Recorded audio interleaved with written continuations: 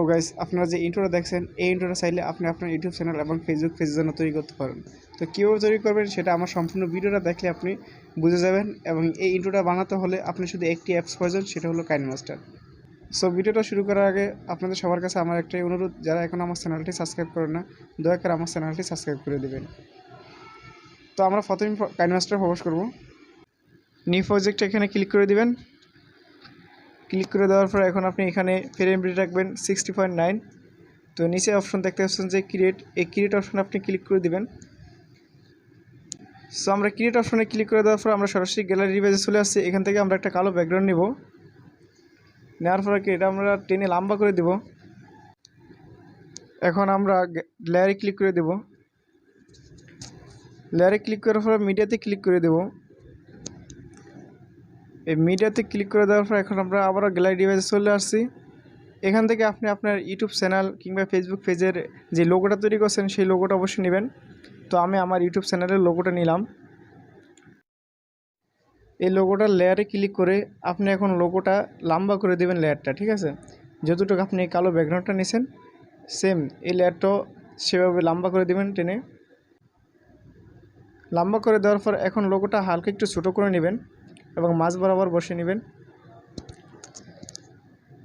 তো এখন আমরা আবারও লেয়ারে ক্লিক করব।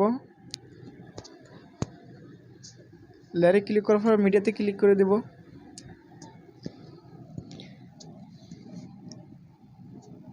সো আমরা আবারও আমাদের গ্যালারি ডিভাইসে চলে আসছি। এখান থেকে যে টেমপ্লেটটা নিব, এই টেমপ্লেটটা চাইলে আপনি আমার ডিসক্রিপশন বক্স থেকে ডাউনলোড করে নিতে পারেন।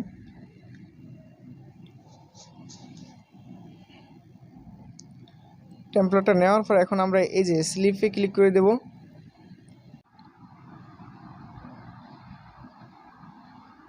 স্লিপে ক্লিক করে দেওয়ার পর এই যে এখানে এমন একটা ইন্টারফেস আছে, এটাতে আপনি ডাবল ক্লিক করে দিবেন। এটাতে ক্লিক করে দেওয়ার পর এখন আপনি টেমপ্লেটটাতে ক্লিক করে দিবেন। সো এখন আমাদের ফুল স্ক্রিন হয়ে গেছে। তো আপনারা এটা এখানে রাইট বাটনে ক্লিক করে দিবেন। রাইট বাটনে ক্লিক করে দেওয়ার পর একটু নিচে আসবেন। নিচে আসার পর এখানে দেখতে পাচ্ছেন যে ক্রোমা কি একটা অপশন, এটাতে আপনি ক্লিক করে দিবেন। এখানে দেখতে পাচ্ছেন যে ইনেবল একটা অপশন, এখানে আপনি এটা ইনেবল করে দিবেন। সো এখন আপনি এখানে রাইট বাটনে ক্লিক করে দিবেন। সেমভাবে আবারও রাইট বাটনে ক্লিক করে দিবেন। সো গাইস, আমি এখন আপনাদের ইন্ট্রোটা একটু প্লে করে দেখাচ্ছি।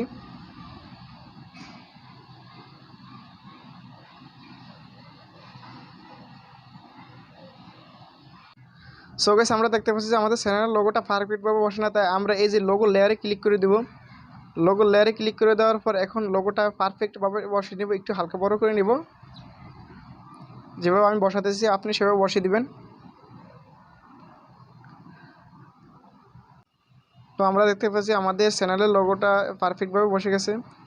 সো গাইস, আমরা দেখতে পাচ্ছি যে আমাদের এই যে টেমপ্লেট থেকে লোগোর লেয়ারটা খুব লম্বা, এটা আমরা এখন কেটে দিব। তো কেটে দিতে হলে আমরা এই লেয়ারে ক্লিক করে দেবো। এখানে আমরা কেসি সিনের অপশনটা দেখতে পাচ্ছি যে ট্রিম স্পিড, এতে ক্লিক করে দেবো। এখানে আমরা রাইটে ক্লিক করে দেবো, ট্রিম রাইটে। সো আমাদের এটা কেটে গেছে ডান পাশে, এটা বাড়তি জিনিসটা। সো আমরা এখন আবার ব্যাকগ্রাউন্ডে ক্লিক করে দেবো। এটাতে আবার সেই কেসি সিনেতে ক্লিক করে দেবো। এখানেও আমরা আবার সেই রাইট ট্রিমে ক্লিক করে দেবো। সো গাইস, আমরা এখন রাইট বাটনে ক্লিক করে দেব। আবার আরেকটা রাইট বাটনে ক্লিক করে দেব। এখন আমরা আবারও লেয়ারে ক্লিক করে দেব। এখন আমরা ট্যাক্সে ক্লিক করে দেব।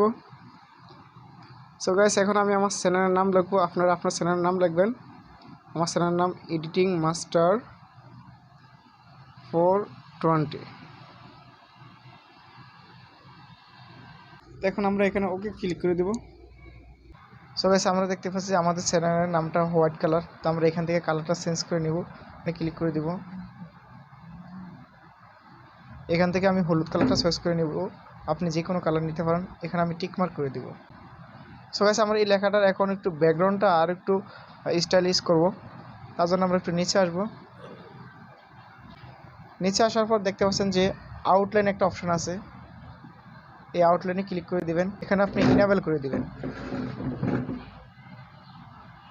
এখন আপনি রাইট বাটনে ক্লিক করে দিবেন। তো গাইস আমরা এখন একটা অ্যানিমেশন ব্যবহার করব লেখাটাতে। তার জন্য আমরা একটু টেনে উপরে আসবো। উপরে আসার পর দেখতে পাচ্ছেন যে এখানে ইন অ্যানিমেশন একটা অপশন আছে, এই অপশনে ক্লিক করে দেব। এখান থেকে একটু আপনি নিচে আসবেন। নিচে আসার পর দেখতে পাচ্ছেন যে লেটার বাই লেটার, এই অপশনটাতে ক্লিক করে দিবেন। এখন আপনি রাইটে ক্লিক করে দিবেন। সো গাইস আমি আবার আপনাদেরকে ইন্ট্রোটা প্লে করে দেখাচ্ছি।